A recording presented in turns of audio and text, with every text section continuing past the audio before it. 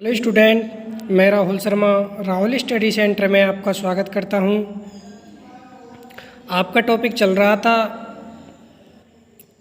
वैज्ञानिक प्रबंध के सिद्धांत, यानी 4 सिद्धांत के बारे में हम बात कर रहे थे। मैंने आपको पिछली वीडियो में दो सिद्धांत के बारे में आपको बताया था। पहला था विज्ञान पद्धति ने की अंगूठा टेक नियम, मैंने आपको यह पहली वीडियो में बताया था।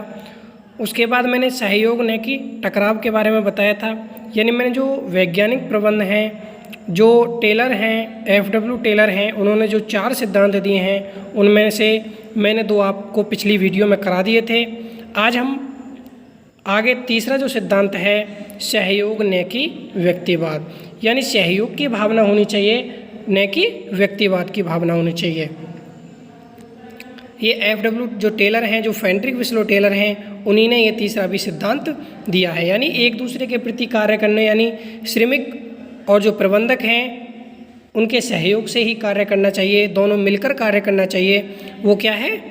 सहयोग न कि व्यक्तिवाद। ये एक वैज्ञानिक प्रबंध का सिद्धांत है। जैसा चित्र में दिखाया गया है आप देख सकते हो, एक दूसरे से हाथ मिलाया हुआ है, यानी दोनों के साथ मिलकर कार्य करना ही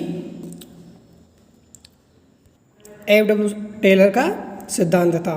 तो जैसा लिखा हुआ है, इस सिद्धांत के अनुसार कार्य को एक दूसरे के सहयोग से, एक दूसरे के प्रति पारस्परिक विश्वास और समझ के साथ किया जाना चाहिए। यानी जो श्रमिक और जो प्रबंधक हैं उनको जो कार्य है एक दूसरे के सहयोग से करना चाहिए, एक दूसरे के प्रति विश्वास रखना चाहिए और उसके साथ समझ के साथ भी किया जाना चाहिए।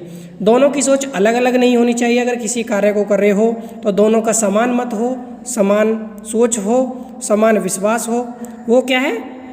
सहयोग की भावना होती है। श्रमिक और प्रबंधकों को सहयोग के साथ कार्य करना चाहिए, आपस में झगड़े नहीं करने चाहिए। सहयोग के साथ करोगे तो किसी भी लक्ष्य को आसानी से प्राप्त कर सकते हो।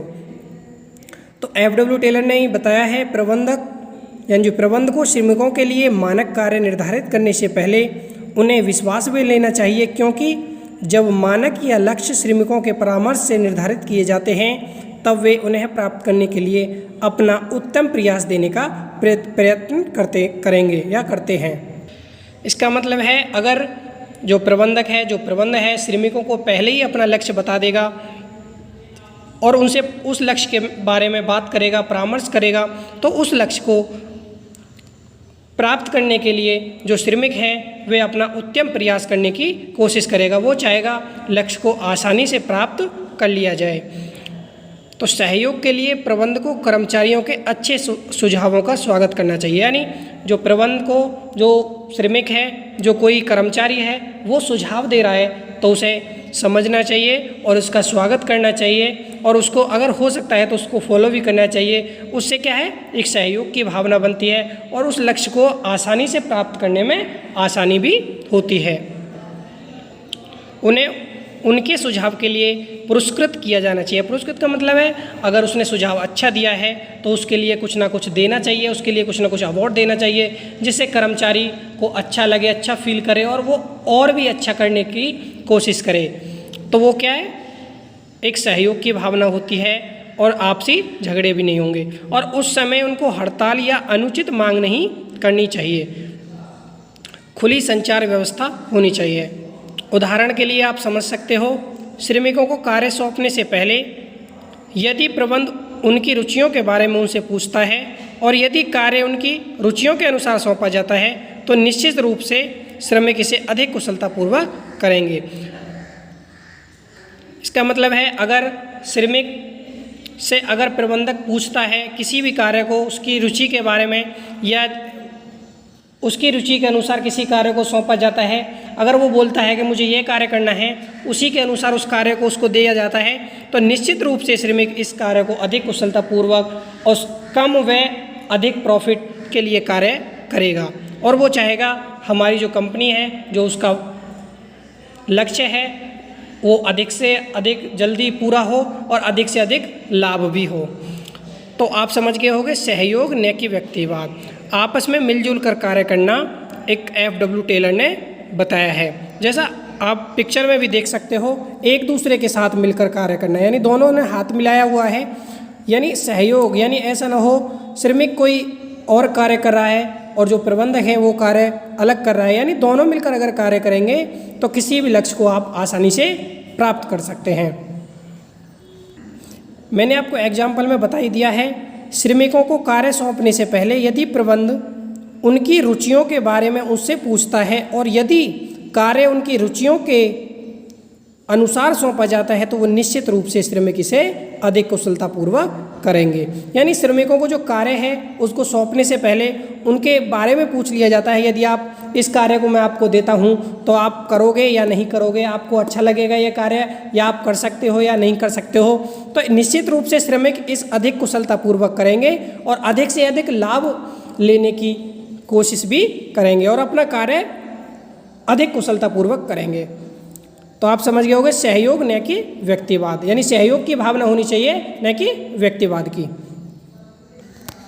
अब हम बात करते हैं सहयोग न कि व्यक्तिवाद के कुछ मुख्य बिंदु हैं, यानी कीवर्ड हैं, उनके बारे में अब हम बात करते हैं। सहयोग न कि व्यक्तिवाद, जैसे लिखा हुआ है सामंजस्य न कि विवाद स्थान सिद्धांत का विस्तार, यानी सामंजस्य होनी चाहिए। सामंजस्य का मतलब है कोऑर्डिनेशन, यानी आपस में तालमेल होना चाहिए, और न कि विवाद सिद्धांत का विस्तार होना चाहिए। उसके बाद है कर्मचारियों के सुझावों का स्वागत। अगर कर्मचारी कोई सुझाव दे रहा है या किसी आपको कोई अच्छी बात बता रहा है तो उसका स्वागत करना चाहिए और उसके लिए उसे पुरस्कृत भी करना चाहिए। अगर उसने अच्छा सुझाव दिया है उसके लिए कुछ ना कुछ इनाम की भी घोषणा होनी चाहिए। उसके बाद लिखा हुआ है उनके सुझावों के लिए कर्मचारियों को पारितोषिक देना, यानी अगर उन्होंने सुझाव अच्छा दिया है तो कर्मचारी को उसके बदले कुछ ना कुछ देना, जिससे कर्मचारी अपने लक्ष्य को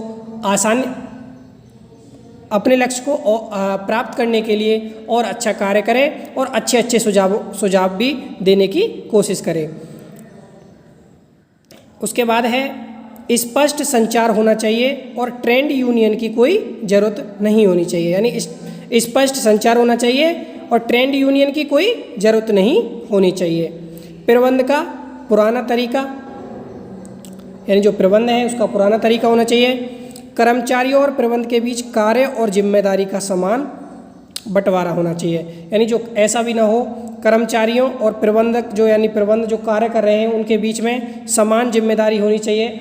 ऐसा ना हो कर्मचारियों को लिमिट से अधिक कार्य दे दिया जाए और उससे वो डिमोटिवेट भी हो सकता है और अपने लक्ष्य से भी भटक सकता है। उसको इतना ही कार्य देना चाहिए जितना वो कर सकता है और उसकी रुचि के अनुसार ही कोई कार्य दिया जाना चाहिए। फ्रेडरिक विस्लो टेलर ने यही इसमें बताया है, सहयोग होना चाहिए न कि व्यक्तिवाद। अगर वो आपसे बोल रहा है मुझे इतना कार्य करना है तो उसी के अनुसार उसे कार्य सौंपना चाहिए। नेक्स्ट है प्रबंध को कर्मचारियों के साथ कार्य करना चाहिए। जो प्रबंध है उसको कर्मचारियों के साथ मिलकर कार्य करना चाहिए, वो अधिक कुशलता से और अच्छे ढंग से किसी भी कार्य को कर सकता है। अगर प्रबंध कर्मचारी के साथ मिलकर कार्य नहीं कर सकता तो उसमें अधिक समस्या आएंगी और कार्य में गलती करने के भी अधिक चांस होंगे। क्लियर है? आज मैंने आपको बताया है सहयोग होना चाहिए न कि व्यक्तिवाद होना चाहिए। एक बार इसके बारे में हम रीडिंग भी कर लेते हैं दोबारा से।